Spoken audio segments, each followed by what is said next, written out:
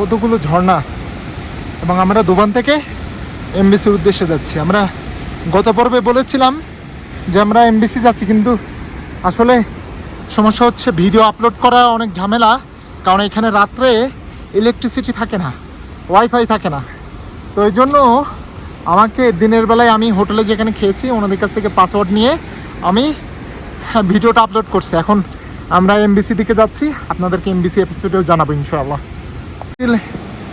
যে way to Annapurna base camp লেখা আছে।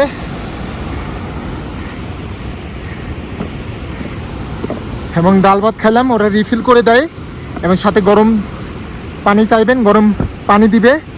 আর একটু বুদ্ধি থাকলে আপনি বাংলাদেশ থেকে কফি নিয়ে আসবেন, গরম পানির মধ্যে কফি ঢেলে খাবেন। এখানে 150 রুপি দিয়ে কফি খাওয়ার কোনো মানেই হয় না। আমি সেটাই করেছি। খাবার শেষে গরম পানি চেয়েছি, তারা ফ্রি গরম পানি দিয়েছে। মাই গুডনেস, দেখেন পানি কীভাবে আসতেছে। এই পানি ভারত হয়ে বাংলাদেশে যায়, কিন্তু বাংলাদেশে যেতে দেয় না। এই পানি আপনি আটকাইতে পারবেন? আটকাইতে পারবেন না তো। আটকাইলে তো এগুলো তো ধস হবে, এখানে ল্যান্ডস্লাইড হবে। নেপাল তাদের বিদ্যুৎ উৎপাদনের একটা অংশ হচ্ছে এই বাঁধ থেকে হয়, কিন্তু তারা পানি নিয়ে ব্যবসা করে না ইন্ডিয়ার মতো। ইন্ডিয়া যেরকম পানি আটকে রাখে, এমনকি ইন্ডিয়ার একটা প্রদেশ আরেকটা প্রদেশকে পানি দিতে চায় না। এখানে একটা টাওয়ার দেখছেন মোবাইলের, এটা নামাস্তে সিম। আমি ভুলক্রমে এনসেল কিনছি, আপনারা নামাস্তে কিনবেন। হ্যাঁ, এখানে তাহলে আপনারা টাওয়ার পাবেন, একেবারে এবিসি পর্যন্ত মোটামুটি পাবেন। এমবিসি তো পাবেনই, এমবিসি পর্যন্ত পাবেন, এবিসি পর্যন্ত টুকটাক পাবেন আর কি। তো এই জন্য আপনাদেরকে নামাস্তে সিম কিনতে বলবো। আপনারা আমার এই ভিডিওগুলো দেখে যেগুলো দরকারি এগুলো নোট ডাউন করে রাখতে পারেন।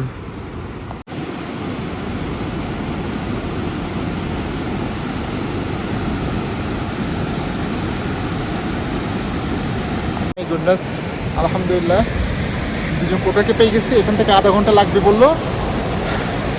মেঘ আর বৃষ্টি, মেঘ তো ভেজা ভেজা বৃষ্টি। আমি অবাক হচ্ছি এখানে যে ঠান্ডা, অনেকে বাথরুমে পর্যন্ত যায় না ঠান্ডা পানির ভয়ে। অনেকে গরম পানি আছে।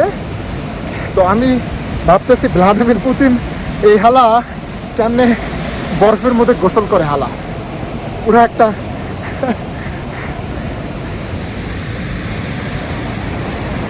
পুরাই মেঘ একেবারে। সামনে যে পোর্টার, ওরা এবিসিতে যাবে আজ, মানে সন্ধ্যা হয়ে যাবে।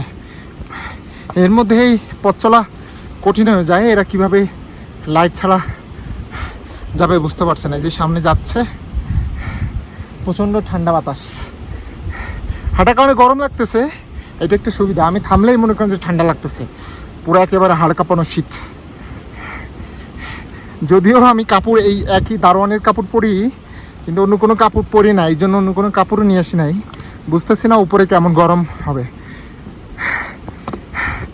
ঠান্ডা কেমন পড়বে জানি না।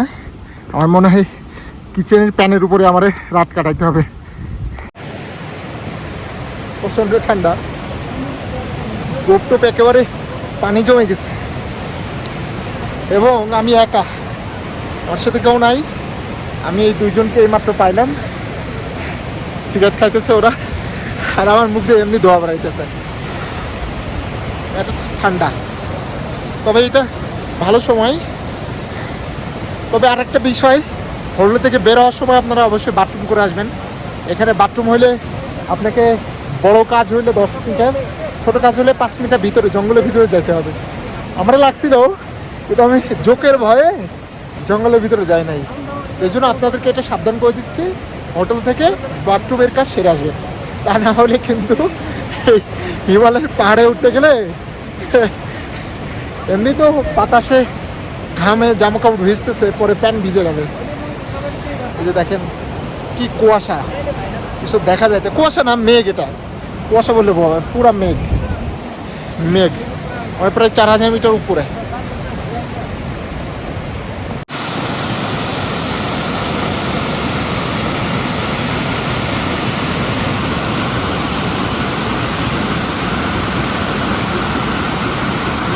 সন্ধ্যা হতে চলছে এবং এই পথে আমি ছাড়ার কেউ নাই একেবারে। এবং এই টাইমে কেউ আসেও না, হোটেলে থাকে, একেবারে নির্জন। এখানে পাখিরা গুনগুন করে গান গাইতেছে। আমি অবাক হচ্ছি এই টেম্পারেচারে পাখিরা থাকে কিভাবে। আল্লাহ তাআলা মানে পাখিকে তার বাসযোগ্য করে দেওয়ার জন্য মানে উপযোগীভাবেই তাকে তৈরি করছে।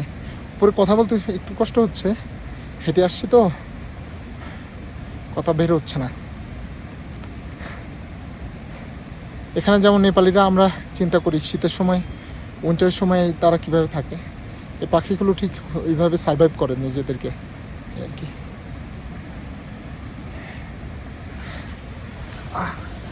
নিচে দেখানো যাক।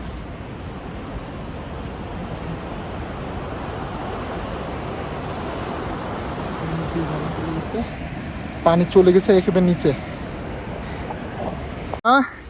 এমবিসি দেখা যাচ্ছে, যেন এই পর্যন্ত পৌঁছাইতে পারি।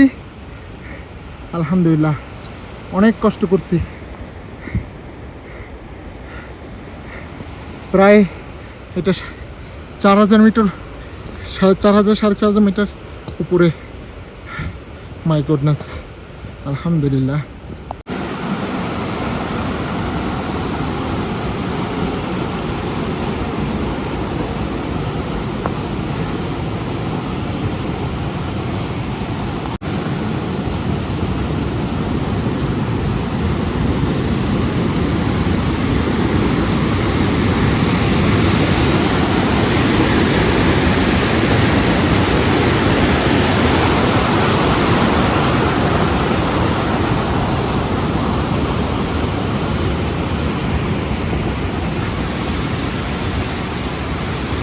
আমরা চলে আসছি এমবিসি মাছাপুছে বেস ক্যাম্প এইটা।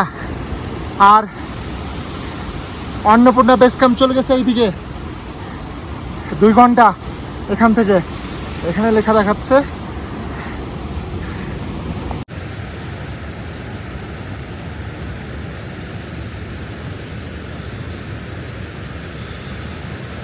খাওয়ার পরে হাঁটতে পারতেছি না,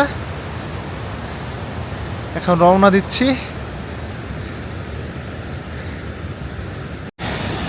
কিভাবে পানি আসতেছে ওইখানে বলে দিছে এটা অ্যাডভান্স রিস্ক এরিয়া, আপনাকে খুব দ্রুত হাঁটতে হবে।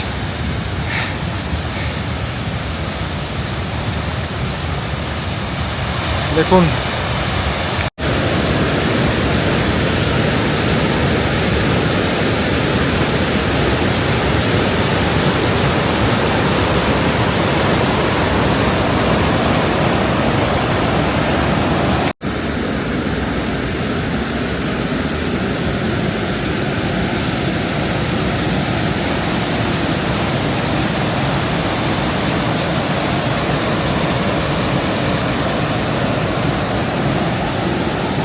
একটা পাথরের উপর একটা পাথর কিভাবে আছে।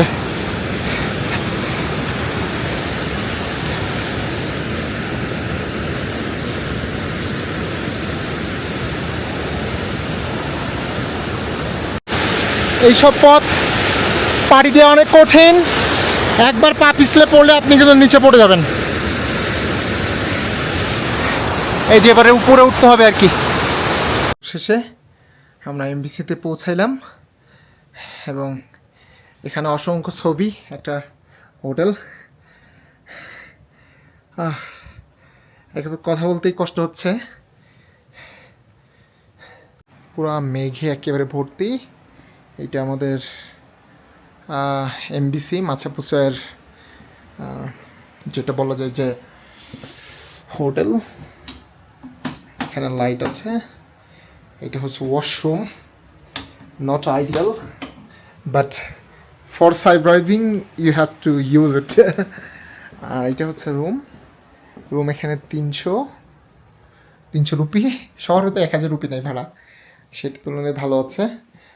আর খাবারের জন্য এবং প্যাকেজ নিয়েছি আমি 1500 রুপিতে একবেলা খাবার, ডাল ভাত রাতে, চার্জিং ওয়াইফাই আর থাকা, এটা হচ্ছে 1500 রুপি। এখানে এত ঠান্ডা, বিছানায় যাওয়ার পরে ঘুম যে কখন আসছে আমি নিজেও টের পাই নাই, এবং চিন্তা করতেছে এখানকার মানুষ এখানে থাকে কিভাবে। এবং যদি কোনো টুরিস্ট নাই তো প্রথম আর কি এখানে ডাল ভাত দিচ্ছে, গরম গরম খাই ভালো, খেয়ে ঘুমিয়ে যেতে হবে, কারণ আগামীকাল 4:30টার সময় আমাদেরকে বের হইতে হবে রান্নাপূর্ণের জন্য। So it is tough. সকালে ওঠা এবং এখানে এত ঠান্ডা, বাট ওনারা বলতেছে এটা